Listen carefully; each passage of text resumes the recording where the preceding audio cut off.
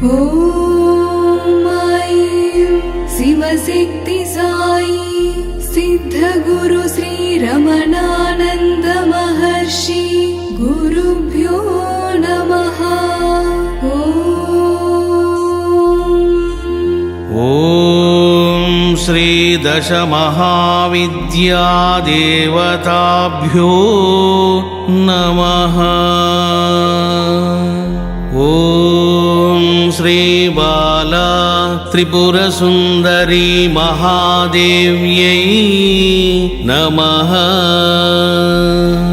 अथ चतुर्वेद ज्ञान ब्रह्म सिद्धगुरु श्री रमणानंद महर्षि पठित श्री दशमहाविद्यादेवतासु अष्टमविद्यादेवता